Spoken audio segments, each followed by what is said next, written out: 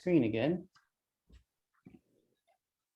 So welcome everybody. This is Cinematography Town Hall. We got a lot of good insights tonight coming from some really qualified instructors. I'm excited for everyone to be here. Actually, going back to the student orientation, a lot of people, we have a poll in there that talks about like what your favorite kind of aspect of filmmaking is, and consecutively, like every single month, it's always cinematography. So I know that you out there are excited about this topic, and when we are excited to talk about it, and there's a lot to talk about.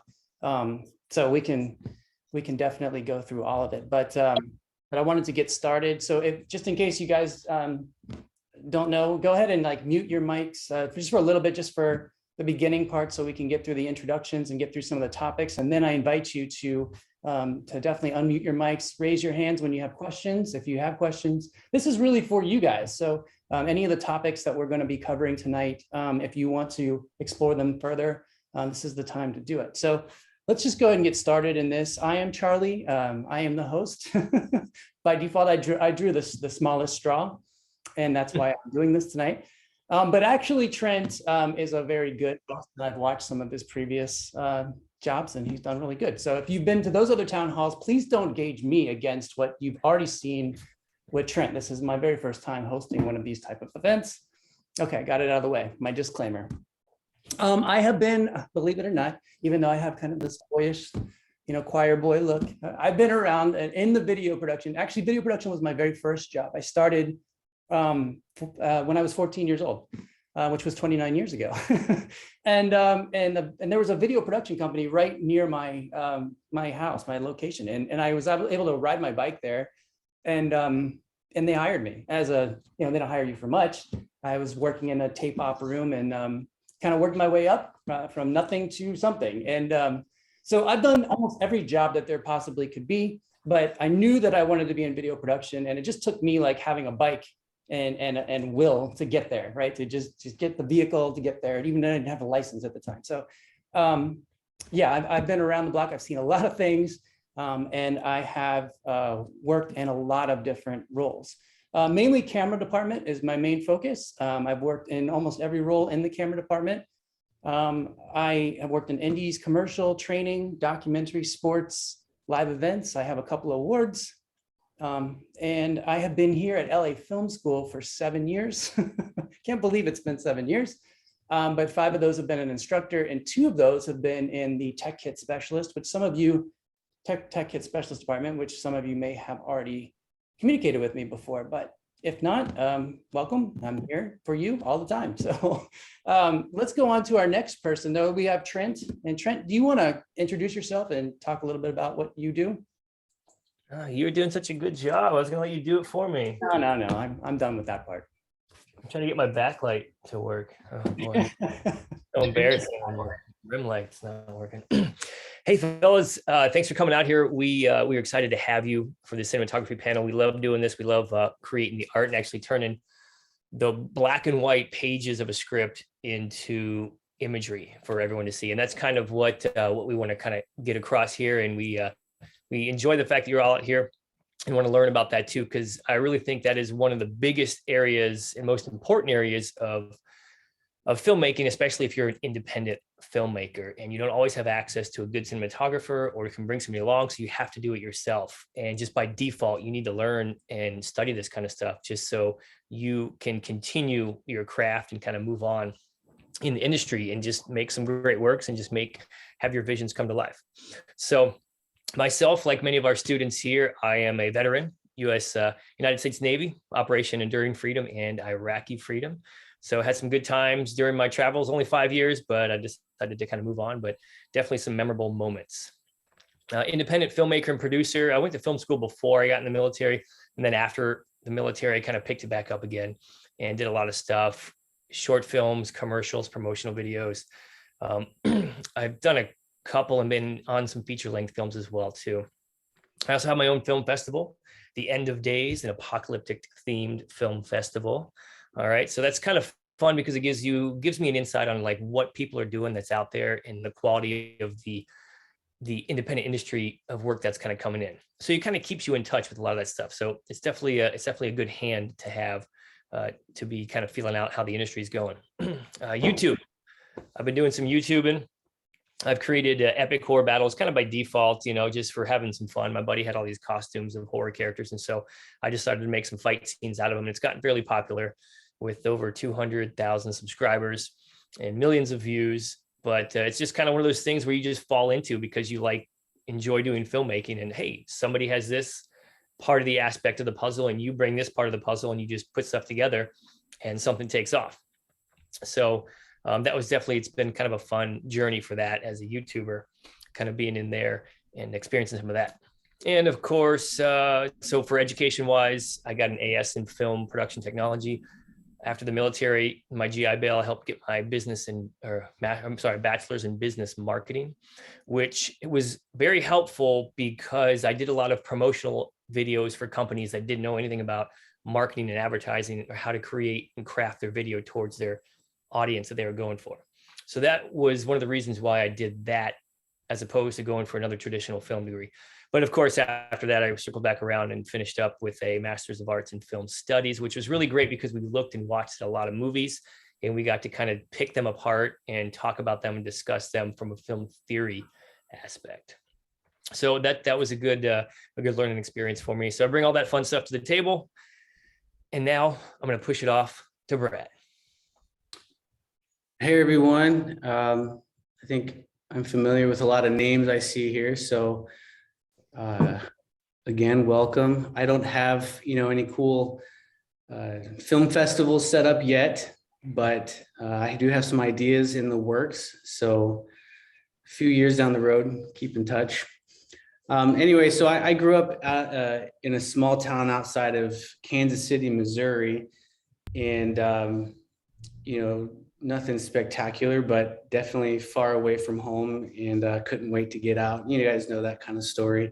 Went into the Air Force as soon as I can get out of high school, and I was there for a little bit, but I always had kind of this, I was an actor for a little bit, and then in high school, and then throughout the Air Force, I knew I got a little camera, started making little videos. I think we, threw ourselves down the stairs a few times just to try to make like a Scream type movie. So anyway, worked my way out of the Air Force, finally went to film school at Full Sail, and then went back to Kansas City, went to LA, went to Orlando, just kind of like all over the place. And really got my start in Kansas City though, near my hometown, which is ironic enough. And so I think the first job I got was from a Craigslist ad from a guy I met there. And then one day I moved back. It's a long story, but we moved back after moving away, and I contacted him and I was like, hey, you have any jobs? And that same guy introduced me to everybody in the city. So that's where I kind of got started there. But I've worked at a few companies, corporate stuff, doing a lot of, run-of-the-mill sort of promotional documentaries and things like that. But really try to put my focus on short films and music videos. Shot a feature film back in, I think it was 2013, 2014. It used to be on, I think it's on iTunes still, called Adira, but you can find it there, or it used to be on Amazon. But anyway, and then I came here around 2015. I think Charlie's been here for about a month longer than me. So yeah, we're oldies. That's about it. Awesome. Jon, you want to introduce yourself? Yeah, I'm Jon. I also grew up, much like Brad, in Kansas City, Missouri.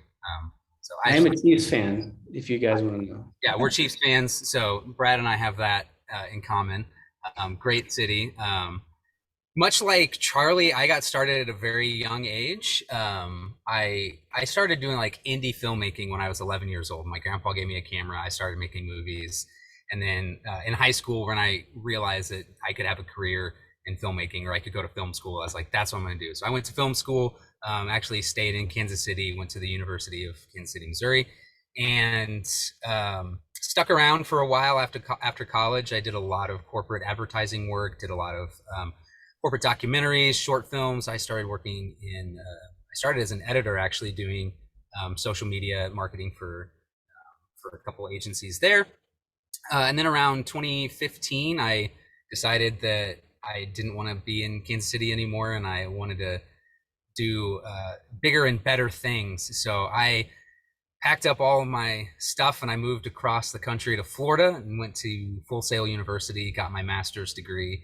And 2 short years after that, I did the exact same thing, except all the way to LA, where I am now, working, doing various short films, web series. I'm still working on feature documentaries out here, and all while in my van now that I just finished. This was my hobby. So now I have a mobile office. I can work anywhere, which is fantastic. So that's a bit about me. That's super cool. That's super cool. I think the thing that you can see between all of us is the passion, right? It doesn't take much to get started. And the fact that you're in film school is that step, right? So just continue to, whether it's, driving yourself or biking yourself to the place where you need to be in order to get the experience. That's really how you can start out in the film industry, is by just putting yourself out there. And you'll hear this a lot tonight, but it's about networking as well, making people. And so those people can see that you're working alongside with them and that they want to work alongside with you. I mean, that's like 90% of it is just, personalities and how they mesh together. And then the other 10% of it is like, can you actually do your job? And can you bring something to whatever project you're working on? And that's where the passion part of it comes in. Like, you wouldn't put yourself in the game unless you wanted to be there in the first place. So that kind of segues into our first kind of question here. And that's one that we get a lot from our students. And it's, how do I begin my path towards being a cinematographer? And does any one of our panelists here want to kind of take that one first? Yeah, I mean, We're all about I'll go at the same time. Yeah. Cool. I want to jump in that one because that was one of the ones that kind of stood out to me when I was looking at the list. So sorry, guys, I'll let you jump in first on the next one. But traditionally, cinematographers come from 2 types of backgrounds, like camera department or the lighting department. Okay, now before the big tech boom, like everybody can just go buy a camera and has a camera and can play around with it. But in my experience, a lot of the cinematographers that really could craft the artwork came from more of a lighting background, because lighting is such a big part of cinematography. So when you decide on what kind of cinematographer you want to be, you're going to have to study a lot of the greats and find your own kind of style and stuff, but also think about the 2 different types, camera department and cinematography. Don't let lighting pass you by. Like, lighting is such a huge part, in my opinion, of cinematography, more so than the camera aspect of it. Now, that doesn't discount the camera aspect, because that's obviously very important as well too.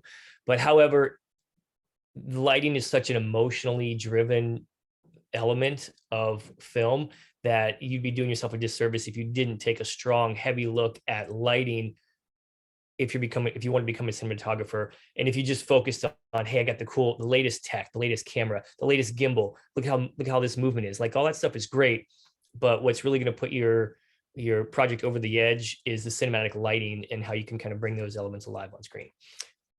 Comments? Yeah, I'm going to say I agree 100% with that. Like, lighting, I teach this in DF M100, is that the cinematographer, your director of photography, is not just in charge of just the camera department. They're also in charge of the lighting department. So you really have to understand both of those worlds to be a good cinematographer. So I just second all of that. Yeah, definitely. I think as far as beginning your path, having sort of the mentality is really constantly learning from, you're learning here in school, but you have to learn on set, and you have to sort of make your own projects, but also work with other people, for other cinematographers, and kind of have that mindset that you're there on a journey to learn, and not just, make the art. But yeah, definitely lighting. It's 100%. You have to, that comes first. I mean, the camera aspect of it starts to become more natural, but you got to pay attention to the shadows and how they land on your subject, and how do you shape the light to get that feeling. And I think in order to do that, you have to put yourself in a position to sort of see how other filmmakers are doing that, and just kind of get yourself on set and see how you can help out with projects in any way. Yeah, and I think that there's a lot of different types of cinematographers out there. There's a lot of, it's not just feature films, there's music videos, there's industrial, corporate, there's also commercial. It's really just kind of identifying, first off, like what type of cinematographer you want to be, and then trying to study, by listening to either podcasts or taking in supplemental material or watching their works and really kind of analyzing what it is that you like about their work. And usually the lighting is definitely something that you want to pay attention to, but realistically, it's the emotion, right? It's the type of application to create the emotion is what you're trying to do. That's really, as filmmakers, we want 100% control over everything that the camera sees. And of course, lighting is a huge part of playing into how am I conveying an emotion that is either something that I want to tell or something that the client, whoever that is, wants to be able to communicate to the audience. And so kind of defining like what type of cinematographer, what type of work you want is really the first step, and then kind of narrowing down a little bit more to, put yourself on a path.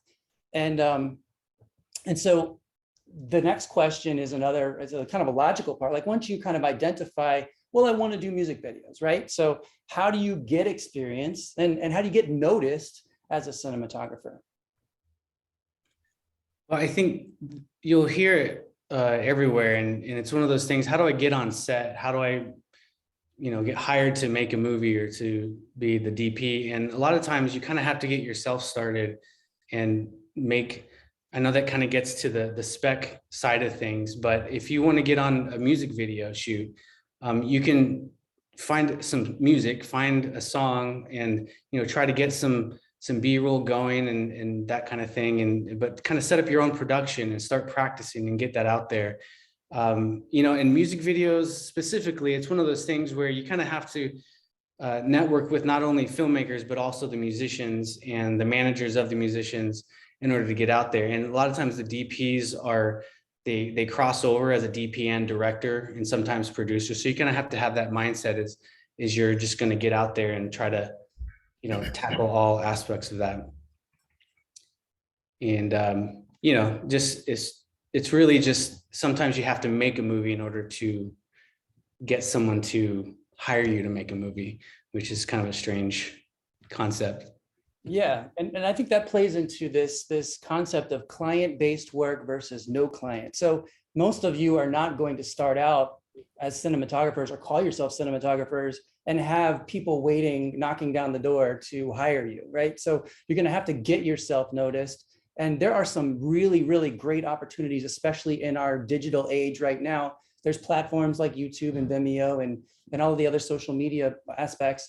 But I wanted to define what a spec commercial is. So a spec commercial or a spec project is something that you're doing on your own. You're crafting it from beginning to end without a client, right? In the hopes that it's going to get eyeballs on it. So you're going to have to shop it around, but also kind of showcase your style. So you absolutely can say, I don't have a client, but I know what I can do. And I know I want to be a commercial cinematographer, or I know I want to be a music video cinematographer. And this is the story I want to tell. And this is how I'm going to do it. But that also requires obviously some of your own funding. It's 100% out of your pocket, but it's also 100% for you as a marketing tool. And so how do you guys feel about spec versus having a client base to get started? So I'll jump in here because when I first moved back, I was in California. I moved back to Florida, and I just wanted to start jumping in doing videography and work. I did a lot of stuff for free, and I did a lot of stuff with a lot of different people working on promotional videos was the biggest thing. And if you can sell yourself for cheap promotional videos, sure, you're undermining, so you're selling yourself cheap, but also you're getting the experience you need to build up a reel and help you out. So it really helped me with my editing, because I did a lot of these events where like live events, they're out there talking, we do a lot of shots, cut it together. So it really helped me all around as a filmmaker, because you have to kind of run and gun. Getting weddings is a good thing too, working as a camera operator in weddings and stuff like that. So getting these like small jobs to kind of build up a reel will definitely help you get noticed later. Then you can get some client-based work for that as well. But also too, with the non-client stuff, like they were talking about, if you want to put a project together, if you can just do two talking heads, this kind of goes back to the first commercial or the first question. My suggestion is, just shoot stuff. Well, how do I do that? Well, look, just do a 2-page script, not even. If you can do two people talking to each other, two talking heads, and you can make it look good, light it nice, maybe work with the direction of the actors and stuff, then from there you can move on and you start ready to do other stuff. And you can put that kind of thing on your reel. And people are always looking for high quality stuff. Once you have some good looking, a handful of high quality shots on your reel, then you can start marketing yourself a little better. That's great. Another thing I was kind of thinking of as you were saying that, another aspect of it, I think, is the social media side now, how it is now versus how was it when, when I started. You're just sort of, I'm, getting an ad from Craigslist and I'm like, I can do it, but now you sort of have to build up that sort of visual social presence as well. So when you're shooting these spec pieces, you're sort of building in two sides to it. So if it looks like you're working on something, if you're working on those projects, you're showing people behind the scenes and you're setting everything up. And I mean, it's legitimate. It's not like, oh, I'm pretending, because you're professional, you're putting that thought into the process of, whether it's a product, like say, if you have like a tabletop type setup, you have all that stuff going. I mean, that's legitimate stuff. You can use that to sell it. And people who, directors, cinematographers who are making, a 6-figure or more salary they're doing little spec work here and they're pitching these concepts on a commercial level. And so they're a lot of times doing those for free. So on top of that, you have the social media and you also have the practice of pitching a concept, and you're also practicing different techniques that you want to learn or that you want to apply to, other projects. So social media, yeah, social media is very important. I unfortunately, because I hate it, but like something that's helped me a lot is every project I work on, I just take some of the best stills that I have and I post them and I tag people in them, and then people that I worked on the projects with see that. And similarly to what Trent said, I do a lot of documentary work now, and when I got started, it was as simple as, I say simple, but what I did was I just went to a local restaurant when I was in grad school and asked them if I could make a little documentary because I liked their food, and it was this nice little family-owned Mexican restaurant, and I shot a little documentary for them. And I did a lot of testimonial work when I worked at a university for a few years as well, and that just translated into, I'd done a lot of interview type stuff, and then someone that I met through film school asked me to DP a feature documentary, and then a second one, and then now a third one. So that's kind of how that started for me. Yeah. And I think that that's the key. I mean, you're building momentum, but you got to start somewhere. So don't get hung up on what should I charge? Like that's another kind of sticking point for a lot of people. They're like, what should I charge for this sort of work? Right. Well, get yourself enough experience first. And then when the jobs start coming in and they start kind of word of mouth gets out that you're doing all this kind of work, that's when you have a little bit more leverage to start deciding, what do I want to get up out of bed for? And what did it cost me to do the last project, right? So it's an evolving kind of rate based on the experience that you gain. Don't just think that you have to start out with X amount of dollars or that kind of thing. It's an evolution from the time that you start as a cinematographer, or you call yourself a cinematographer, to the time that you are like, you know what, I've had this huge career, and look at all these things and look at where I've come from. And now I'm talking about a town hall meeting, like you're paying it forward to other people who are out there trying to get started. It's going to be an evolutionary process. And I think that you got to start somewhere. So those are excellent ideas, is to, just get started in a spec commercial if you don't have a client, or if you're enterprising enough to be able to go out there and start drumming up business via getting musicians, start friending people on social media, whatever the case may be, get yourself in the conversation. But those two ways can happen. So what types of jobs do cinematographers get? And we're talking about the markets that you may live in now, or we're talking about obviously the traditional markets like LA and New York and Atlanta now. So what kind of jobs do you get? Let's take the small markets first. Yeah, small markets, they're great to get your feet wet. And just to hit on the last topic, it's okay to work for free, especially if you have a project that's going to benefit you directly and help you grow as a filmmaker. But at that certain point, like they were saying, is you got to establish when you can start charging money. And so the small markets are a great way to get in and start working for free, and then charging a little bit and then working your way up. And so I hear a lot of students sometimes say like, well, I'm not in the right area. There's not a lot of people. And I can Google search your town and search video production. And like, there's 5 or 6 video production companies in your area. And so people everywhere have video production companies or have videographers around town, or even photographers. And so it's just like, that's not a thing anymore where it doesn't exist. Like, everybody has that no matter where you are. Now, sure, you might be in some very, very small towns. You might have to go to a little decent sized town, but you have the ability to go to the restaurant down the road, the gym down the road, the CrossFit area, and say, hey, let me make a promotional video for you. Let me get in there in that small market and start working your way up for that small stuff. And then the big markets, those usually require a larger leap to a bigger area, and so I'll let some of the folks talk about some of those bigger markets, but that requires, jump into like the Atlanta or the California area, New York, depending on what you want to do in order to try and get into that market there too. But you got to have some reputation and some work done in the small markets in order to kind of show what you can do. I think that's 100% true. I mean, I think what a lot of people don't think about with small markets is that there's a lot of ad agencies all over the country. So like, I would consider Kansas City, it's a medium-sized city, but there's a lot of ad agencies there that work for some pretty big clients. And I made friends with people who worked at ad agencies and started doing work with them. And then the commercial work that I did through that helped me get my first job in LA that I moved out here for. So I was doing advertising here in LA while also doing documentaries and other film production work. But for me, it all started with knowing a few people that worked in advertising and getting jobs doing marketing videos that way.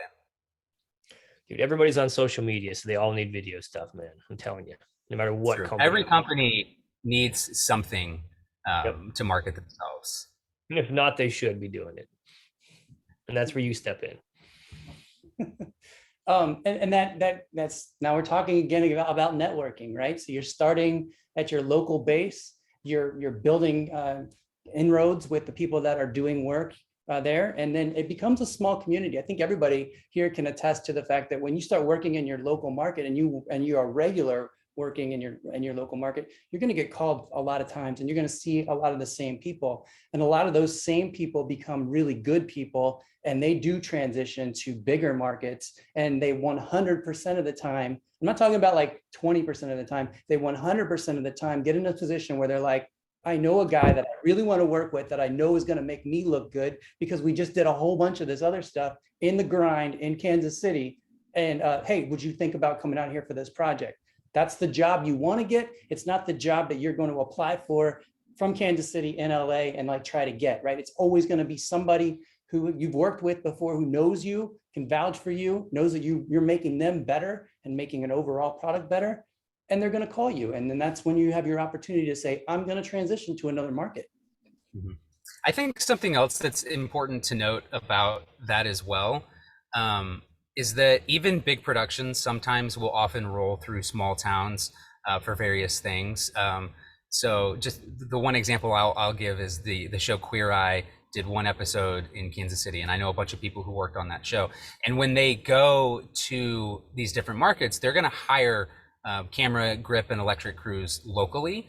So most of these guys, their full-time jobs are making corporate advertising work. They'll do music videos for local bands in town, but occasionally that big production is going to roll through, and having, again, it's going to go back to networking. Having connections with those people is going to be really important as well.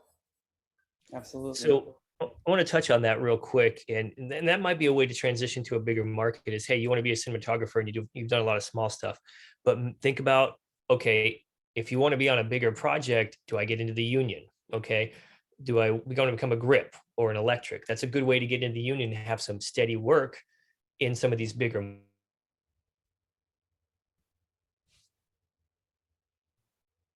Did we lose Trent? He's frozen. He's in the void, Twilight Zone. I think he'll come back though. I'm pretty certain he does. Usually Uh, comes Pay his back. internet bill. There he is. Trent, we lost you for a second. That was Gerald. Oh, No, that was me. Gerald, you I want think to, he I did pay his recognize bill. Gerald's voice. Gerald Bloom. Frozen. Or Trent. No, That yeah, was I think I know where Trent was going with it.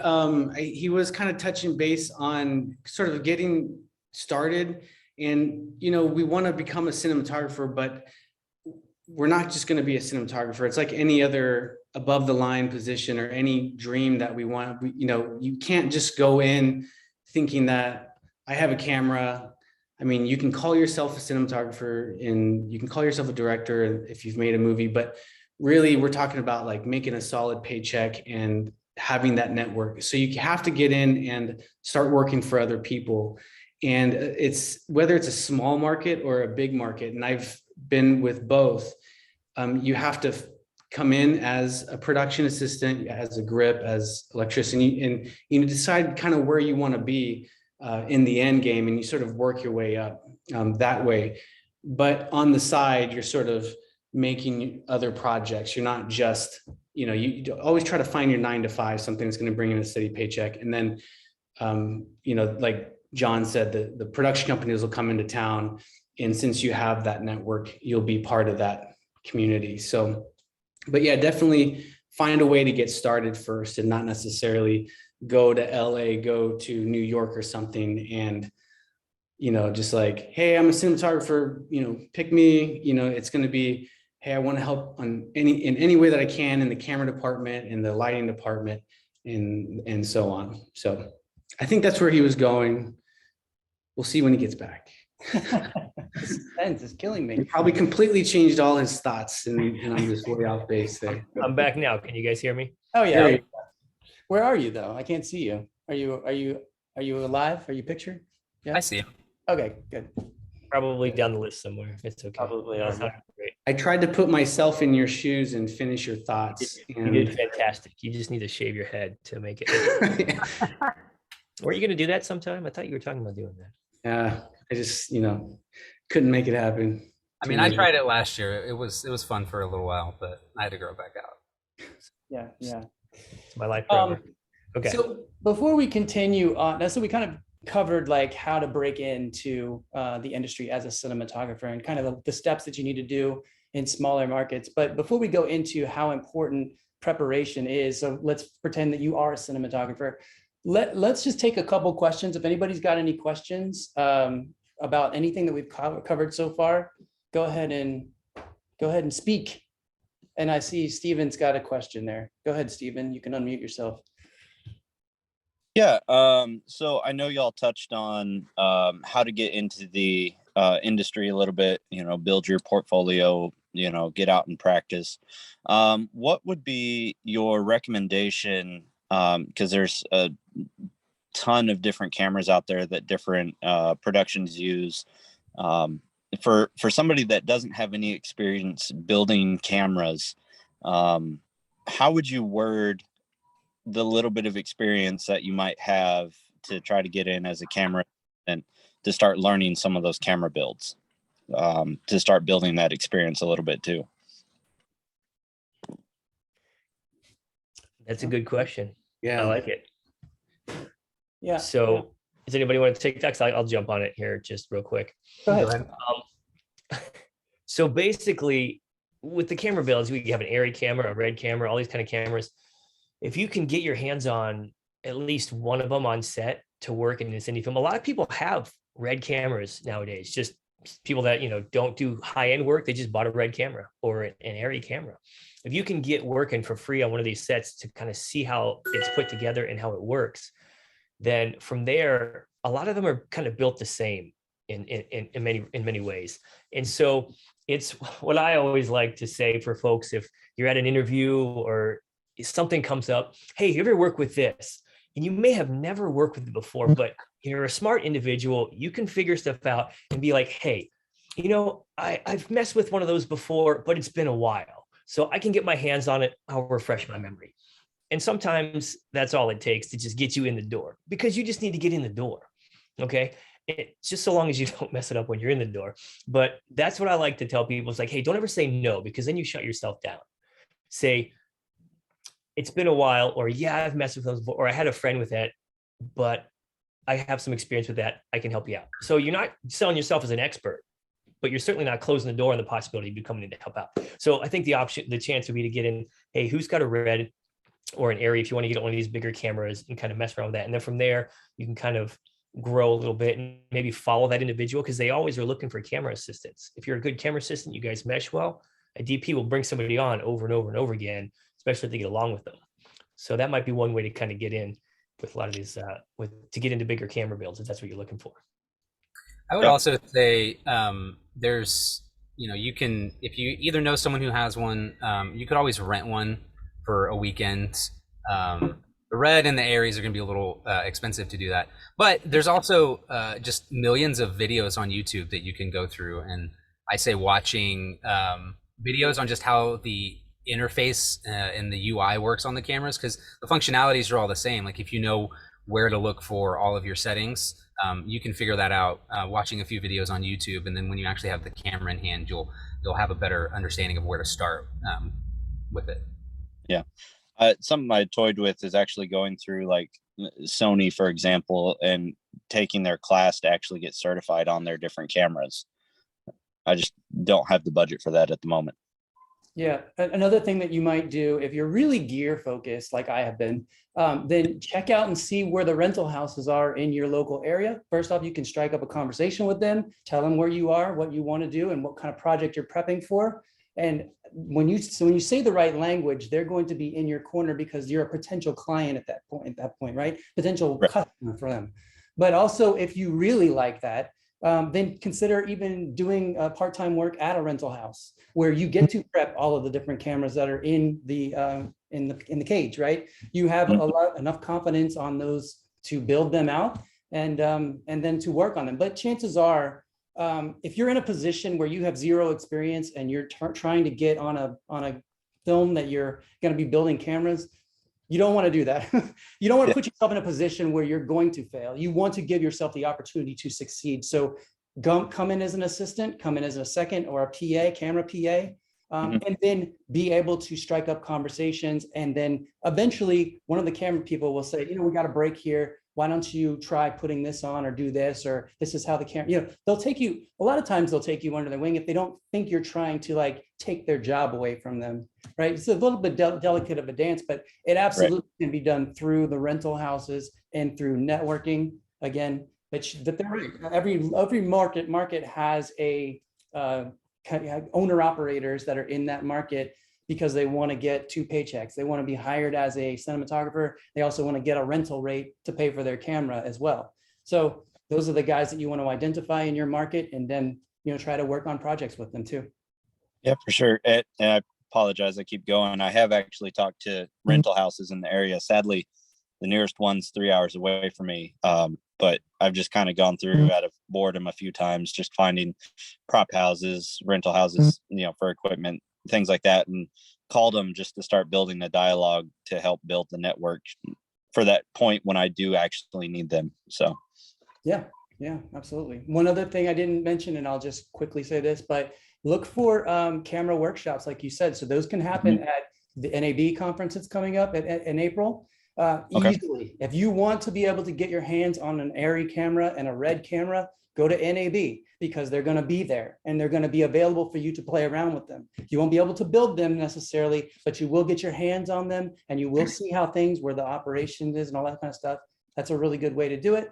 And then some of the trade shows. ASC, the American Society of Cinematographers, has workshops that they host as well in different markets, but those are ones that are built for filmmakers that are just coming out of school, and they give them projects to work with and different cameras that they have, that somebody donates to be able to do that. So is there a website to find the locations that they're hosting those? Yeah, so go to the ASC, theasc.com, and definitely look up workshops. That's part of their website, and you can see like when, they cost money, but that's kind of an investment into your craft, right? So that doesn't necessarily have to be the ASC, but there's other ones that are local. And I know that even B&H, our vendor, goes around in different markets and has cinema, camera build days and stuff like that. Demo days. Yeah. Absolutely. So Awesome. there are ways to get that issue taken care of for sure. Okay, let me go to Josh, because Josh has got his hand up too. Josh, go ahead and unmute yourself, sir. How's it going? I just wanted to ask, because earlier you guys mentioned reels. So talking about reels, how do you guys pick which ones to put on the reel, and like how long should it be, like, per shot? So that's a good question, man. I'll jump in real quick because I've looked at quite a bit of reels and stuff. People will make a decision on you like 15 seconds into your reel, 20 seconds in. So you have a minute and a half and 2-minute reel. That's cool. My advice would be to stack your best stuff up front, because I've watched reels, either whether it's acting reels, cinematography reels, and people are going to make a decision in the first 15 seconds. That's just the way it goes. That's my opinion. If anybody else wants to chime in, feel free to jump in. No, I agree with that. Keep Agreed. it short. Put the best stuff up front. Also, keep sequences together, I think, is very important. So I don't necessarily put entire scenes at the beginning of my reels, but I will put like a sequence of 3 shots that are the same scene really quick, so that you can see what the whole lighting and cinematography look like for the entire sequence, and not just one individual shot. Yeah, and I would say too, as far as like when it comes down to like what you're shooting, and I have a bunch of work that will never see a demo reel. Just stuff that I don't even want to talk about. It's like just not even anything. I'm like, I've been able to do like 10 times better since then. But I start to weed things out over the years, and you sort of come up with new reels as the music trends change, but you're really kind of, it's not just picking the visuals. You want to have the most dynamic shots that you have, with the lighting, have some great movement and the composition, just like whichever ones you're feeling more inspired by. But kind of pay attention to some other reels and what other cinematographers are shooting and what they're sharing. Especially the ones that are like on big high-end projects. That's going to be so that that at least what goal you need to hit, not necessarily what you have now, because you might not have that now and you're going, well, I don't have that awesome stuff, but what you have is awesome. You just need to find that story beat or that moment where the facial expression of the subject is just right, or that nice lens flare, just the timing of it. So as far as the timing of the shots go, how long they are, definitely go with the music. You want to stretch out the ones that are more impressive, as far as like keep the overall demo reel short, and you want to keep the clips relatively short. But if you have that one big epic shot, you'll probably want to give that one just a little bit more timing. But otherwise, I try to stick to the music, and the more fancy you want to get, the more on the editing side you get. But as far as cinematography goes, just try to keep that basic, and but if the shot's way too short, you might want to say, I can't put that in there, that kind of thing. Also, real quick, just to wrap it up, I'll say, don't be afraid to have a couple of different reels. One for like promotional videos, like some nice interview shots or green screen stuff. And then one for maybe if you want to do wedding videos, or maybe one for narrative films, because where you're at right now, like you can do a lot of different stuff. So don't just stick yourself in one market. Like, oh, this guy who wants a promotional video, let me send him my reel that I show nice interview shots, promotional stuff, okay, or this or that. So that way you can send your clients or prospective clients reels that pertain to stuff they're looking for as well too. Yeah, and that's the point I was going to say is know what your client is, that you would know what they're looking for, right? If they're a sneaker company, then you better have some shots in there that look like they're already in ads that they already have, right? So just try to tailor your reel to the client that you're submitting it for in order to get work. Yep. I think this could go back to the spec thing as well. Like, Charlie, you just mentioned, if you don't have something already for a specific client that you want to work for, like if you don't have a specific reel to show them, that's where going out and creating a spec reel could benefit you very well as well. Absolutely. That's great. Thank you guys for your questions. You see, Stephen has a question kind of following up on the chat. I would say different reel for different projects. I would say yes, exactly. You want to have those catered to those clients, especially if it's very specific. But I think a lot of times what you can do is once you start shooting more and more of the same thing, you start to figure out what you're really good at and what you really like to do. Then obviously those like projects start bunching together, and you don't have to do it as much. But yeah, it's definitely like a resume in that sense. You definitely don't want to, go out for a feature film job and submit your wedding reels. You know what I mean? Like, you're probably going to want to take those wedding reels to the bride, or whatever. So anyway.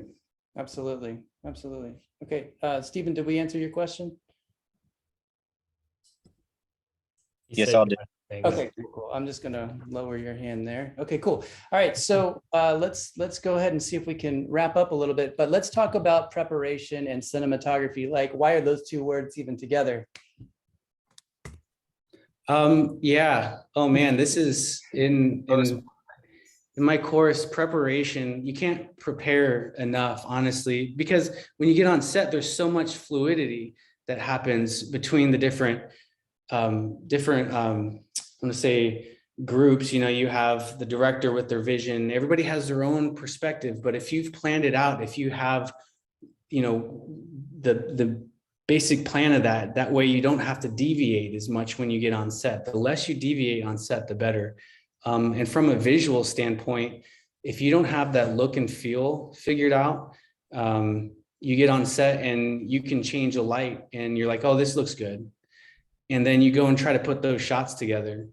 And now you've got like this, super dark thriller, and it's supposed to be this funny, lighthearted comedy. And so you definitely want to make sure that you get it right the first time and not have to deviate too much. But you can't plan enough. Absolutely. Absolutely. Yeah, definitely can't plan. I was going to say, I've been in so many situations where doing tech scouts and even like tech rehearsals. So I did a sci-fi film recently, and I knew going into it that we were going to have some pretty challenging VFX to do, and me and my cinematographer were kind of working out how we were going to do this, knowing that I'm going to be the editor and directing this. And we just went out and shot a bunch of test shots, thinking this is how we want to shoot this stuff, and then getting in post how these effects are going to come together. And in doing so, we realized that we couldn't shoot the way we thought. And if we had just shown up on set that day, shot this entire film, and then ended up in post with all this unusable footage, that would have been a disaster. But doing the tech scout and then also all the test shoots gave us a better plan going into the actual production, and we ended up with way better footage, and the visual effects are coming together like how we imagined them to.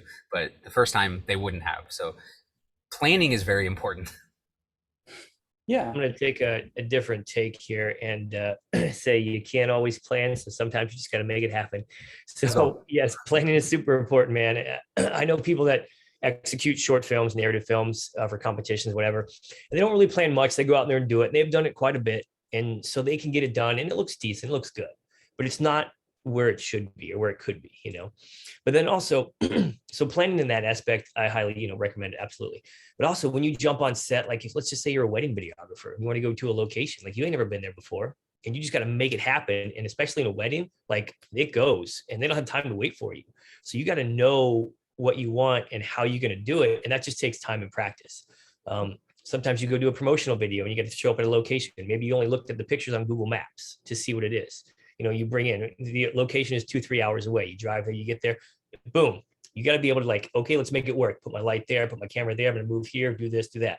So once you work on set more and more, you're going to have the ability to execute stuff on the fly, which is really important in the smaller markets, and just kind of getting stuff done for clients and making it happen. So when you can plan, absolutely plan, but also you should be able to adapt and overcome and execute when you have to execute in those times as well too. And that just is anything with a good cinematographer, because even when you do plan and stuff goes haywire and you have to change your location because it's raining outside, you got to shoot over here, you got to jump on the fly and make it happen. So being able to be I've never flexible, had a I think, is project part of that. where I 100% followed the plan. Like that almost never happens, you know, like you have to be Yeah, that's able true. to adapt and deviate. And, you know, there's Every times thought. where I've gone into a shoot, you know, and let's say I've got 30 shots that I think that we're going to get today. And as we're on the set and we're kind of blocking and doing all this stuff and getting rehearsals going, I can realize, oh, maybe 3 of these shots that I had either aren't necessary or I can combine them just into one movement. So like, yeah, that plan was great, but also adapting it and changing things on the spot made the film a little better, you know? Right, right. But I think the through line is that there's no amount of preparation that you can do is going to go to waste. Either you're working things out that will not be used when you get to the shoot day, because obviously you've already used the brain power to think through that. That scenario doesn't work, you're ready for another scenario, but you don't have to go through that whole process. But we're talking as if the projects are very small right now. Can you imagine if you start to build good habits by developing a pre-production plan all the way from the smallest shoot to the largest shoot, when you jump up a level and you're now in charge of people that you have to keep working and you have clients that are paying you money to get shots done, it becomes more of a business, a logistics exercise than anything else. You have to execute on a solid plan. If you're working for yourself, you can freeball it a little bit, right? Just because you have the time to be able to make those changes. There's always going to be changes on the fly, but start and definitely get a plan together and get into that habit, I would say, because it's always going to help you produce a better product at the end anyway. And so the next part of it is what kind of preparations are needed. Like, so I know preparations. Walk us through some of the preparations that you do on nearly every project from small to large. Let me hit up, Steven just had a question in the chat real quick. Yes, the cinematographer should be on the tech scout. If you in fact have a tech scout, he's a major part of the tech scout. Absolutely. He doesn't necessarily have to plan out the shot list, but he should definitely go over the shot list with the director, because sometimes directors have shots that just are not feasible. So yes, go over the shot list with the director and definitely be on the tech scout for these locations. Yeah, tech scouts are very good because I've ended up in situations where I've been sent photos of a location and cameras are very deceptive, especially wide angle lenses. People love shooting, especially like apartments and things like that. And so I was filming a documentary here in LA, and we rented out some studio spaces. And the photos look great. You know, they make these spaces look really huge. They're using these great wide angle lenses. And then you show up on the set and you realize it's about half the size of what the pictures make it look like. And so we have all this equipment, and that kind of changes the lighting plan, how we're going to arrange things. So being able to do a tech scout it's really important for a cinematographer to be there, because they'll know how much equipment they can bring, how much they can't bring. It's a good practice for them to be there. Great. So what are you looking for specifically on a tech scout when you do a tech scout? For me, I'm looking, it's different from project to project, but I'm always looking for where's the light coming in naturally. Like, so if there's large windows, what's the angle of the sunlight? How much power is there? Like if I can use house power or not? Are there available plugs ready to go? Those are the two big things I kind of look for. Excellent. For tech scouts, when you have the ability to go on a tech scout because you're on a decent sized production, let's go ahead and per se, you'll have already read the script and you'll have a good idea of what's going to go on at this location in the scene. So having the director walk through the action a lot of times will help out too. So you know what areas are off limits, what areas can be seen on camera, what areas can be off camera. And so where you can stage your equipment, stuff like that. And that helps me a lot of times visualize, especially when I'm on set and I shoot. I always walk through the scene. Or if I'm working with somebody as a director, I say, hey, before we do anything, let's just walk through the scene. I want to see where you want to put the people at. And then I'll give my 2 cents of like, okay, that's a great idea, but let's adjust them this way a little bit, because I have this light source right here that would be great for the key light or the backlight on them. And then let's move them a little bit. So you still get the same scene you want. We just position the people a little differently according to my specs of how I can make it work with camera movements and lighting and stuff like that. So I think walking through is very important, especially if you're doing narrative films, let's just say for narrative films. Yeah, awesome. Okay, so what are visual references? Visual references, I love, that's, because I'm not a great, I can't really draw very well. I can do some stick figures. So I don't really do like storyboards or anything like that. And so that doesn't really, but even storyboards don't always give you like the look that you want to go for. So you want to find visual references. If you've heard of a mood board, a lookbook, these can be used to show your vision to not just the director, but like if you have a client or somebody and you're trying to pitch the idea, to show them what you're going for. Or let's say you were already hired for a job to do it, and they say, this is the product or this is the story, then, this is my vision, what are you planning on bringing to the table? And then you can find these visual references. But visual references, you can reference other films. I think that's a real common practice, or other videos that you've seen or whatever. You're like, I'm just thinking of something on top of my head. Someone made a bike video on YouTube, and they were talking about how they just, they wanted to make a bike video as well. And so they went and scoured YouTube. They scoured Pinterest and all that, and found all the different inspirations they could on the angles and the lighting and the sort of mood and tone that they're looking for.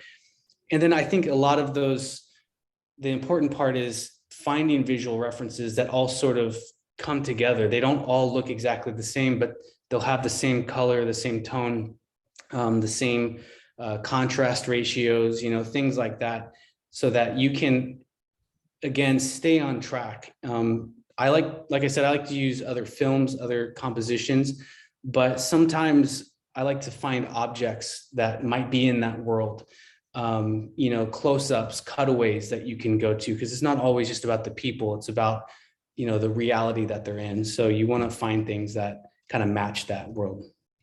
Absolutely. Something I do is I use an app on my phone. It's called the Director's Viewfinder.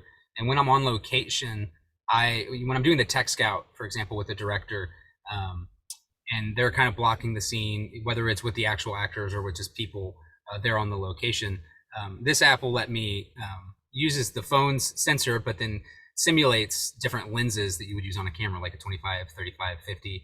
And I'll just take screenshots with, whoever's on set with the tech scout with that app, so that I kind of get a visual reference of what lens I want to use, what's that background going to look like. And then that way I have some references going in on the day of a shoot. Absolutely. Absolutely. That's great. Yeah, so visual references really can be used in a lot of different ways, but one of the ways that it helps you to plan as a cinematographer is also to be able to relay your creative vision to a client who you're trying to pitch an idea to, right? So we speak in visual language, and clients may not, right? And that's just the reality of everything. So we want to have those images available to kind of create a universe that we're going to be going for when we start a project. That's really where the visual references kind of are birthed from. And that's why all of the major cinematographers in all different disciplines are using and collecting visual references, because they need kind of an environment to not only communicate their vision to a client, but also to create a project and kind of understand where they want to go. You talked about this a little bit, Jon, and this is kind of my last part of this little segment here is camera tests. Like, why would I ever want to do camera tests or lighting tests before I get to my project? Yeah, I can say that I've shot a lot of green screen projects and things where you have shot a short film with a bunch of squibs, and they were experimenting with, the direction that they went. They were all DIY type squibs, and so they weren't really sure if it was going to work the way that they imagined. And I wanted to see where the splatters were going to go for the, there were like gunshots and stuff like that.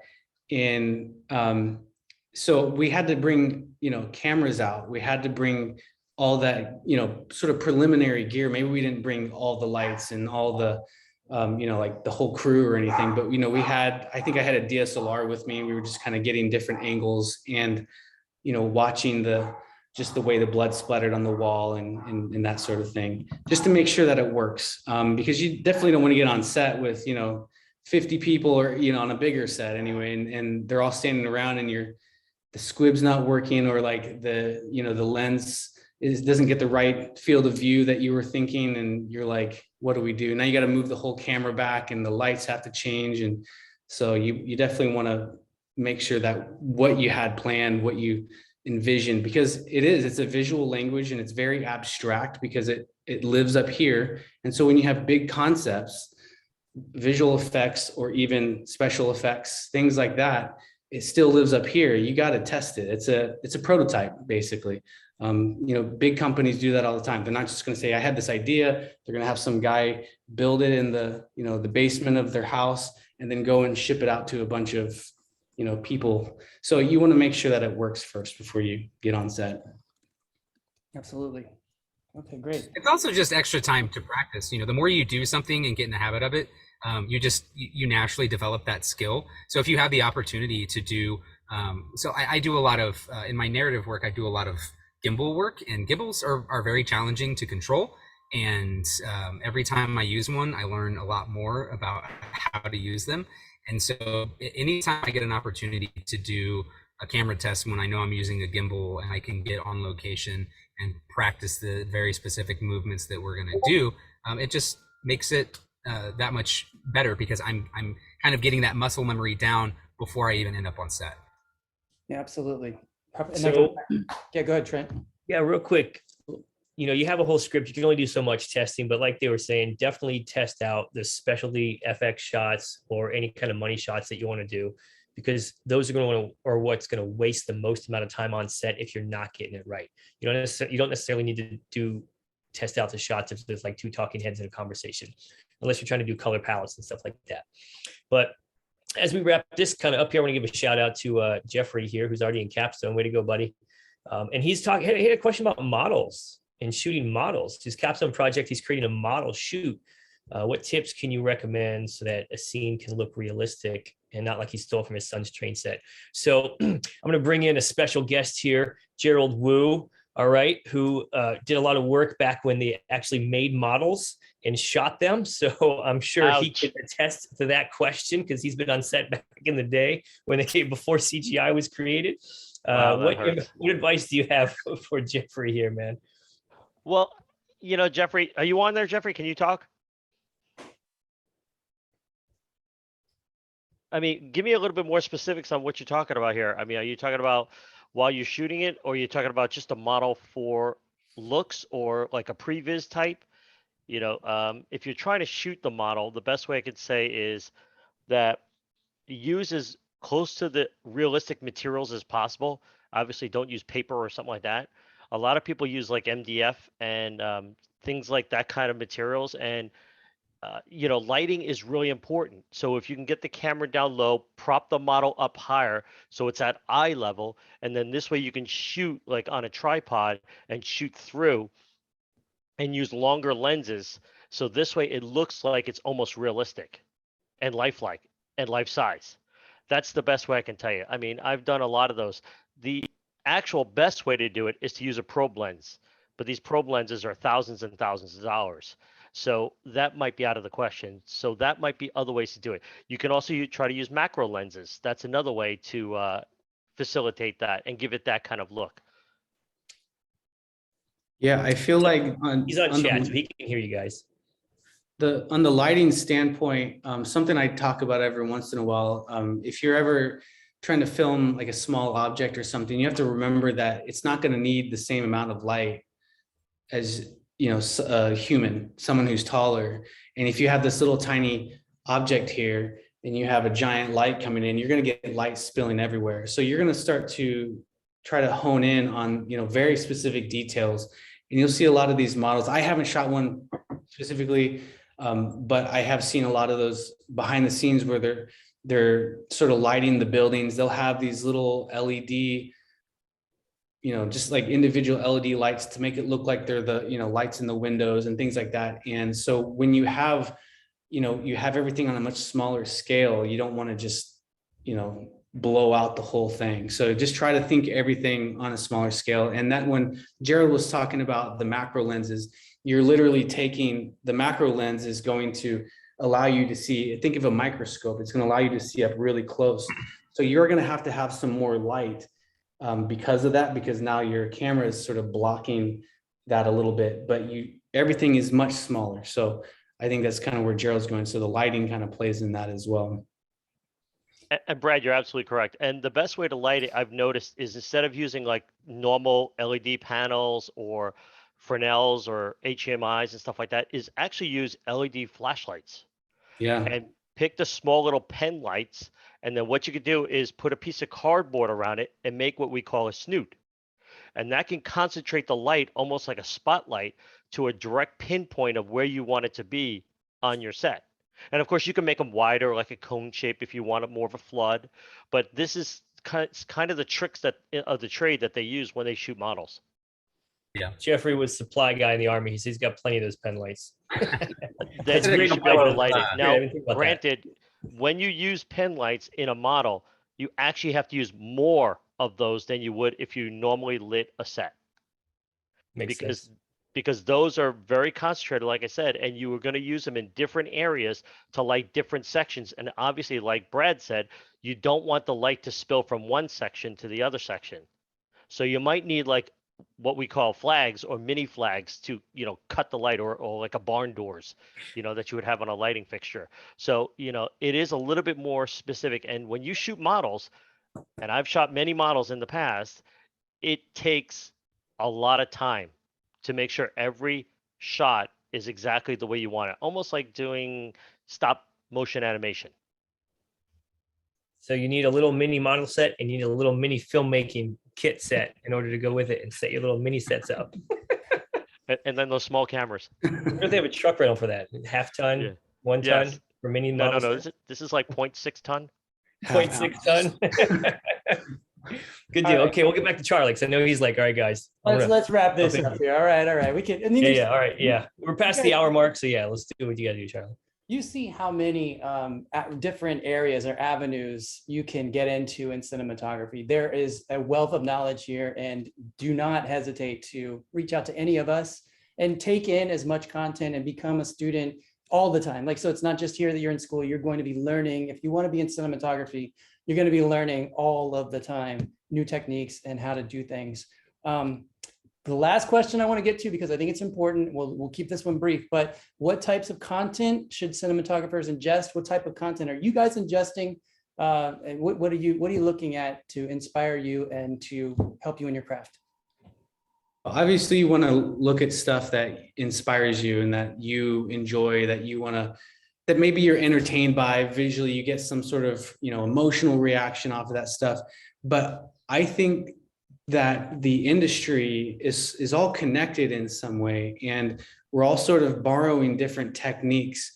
And so you hear the cinematic look, and there are different ways to go about that, but that cinematic look is something that a lot of people are trying to achieve. And so you can have that in commercials, you can have that even in corporate videos, like doing just interviews and things like that. And so definitely pay attention. Don't just try to stick to one thing. I mean, you definitely want, like I said, keep where the inspiration is, but just find ways that you can incorporate different looks and feels into different types of projects. So don't feel like, it's just one certain thing that you have to pay attention to.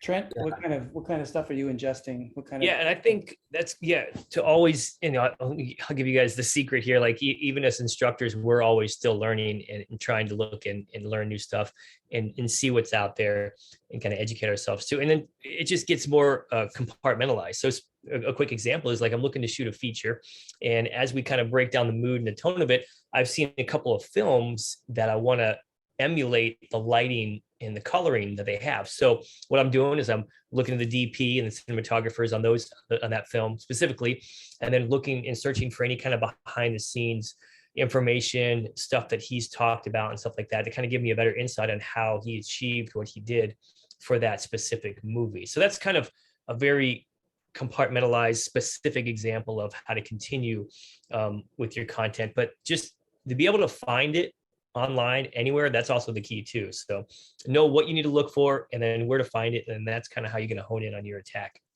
John, what are you looking at? I mean, I watch everything. And but I think when I am starting a project, I start watching things that are specifically similar to that. So like Brad said, I think you should kind of, you know, watch a little bit of everything and get ideas on how different types of stuff is shot. But if you're doing a genre specific project, start watching other films that are in that genre, because there are certain things that kind of certain lighting setups that lend themselves to certain genres better.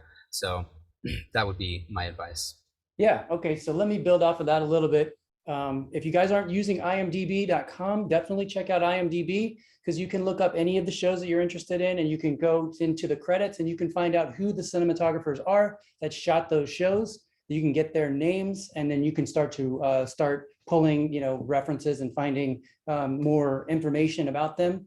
A couple that I really enjoy, these are YouTube channels. This Airy channel. Airy channel is the one from Airy. Obviously, they have a lot of good featurettes about DPs that are working on projects and kind of what their methodology is. Another good one is Cook Optics TV. Cook is a lens manufacturer, very well-renowned lens manufacturer for motion picture cameras. They do a really excellent job, have some phenomenal content on filmmaking by the top feature film DPs. Another one that I like, I'm plugging wanderingdp.com. Wandering DP has some amazing podcasts about filmmaking and working on set. And definitely you want to check out their content. In fact, what I do now is I like schedule myself to go out on a walk. And for 30 minutes, I'm putting in a podcast and I'm listening to the podcast. And it's very inspirational. They cover everything that we covered tonight, including how to get jobs, how to build yourself as a cinematographer. They interview cinematographers, really excellent stuff, and then do a lot of breakdowns of shoots with still photos and stuff like that. So wanderingdp.com. Light Gear is another one. Light Gear Live actually just did a phenomenal breakdown of Euphoria. The first couple episodes. Now, Euphoria, I have to preface that in saying it's a very adult show, but the cinematography techniques in that particular show right now are kind of on the bleeding edge of what's being done in cinematography. And we're talking about laying down 400 feet of dolly track and really crazy transitional lighting, camera moves, and things like that. Light Gear Live has a very, like I said, check that out if you're a fan of that show. Check that out, and just even if you haven't watched the show before, definitely watch that 1 hour episode with the gaffer, DP, and dolly grip about how they tackled all of the different setups in there. And then lastly, I will say Shot Deck.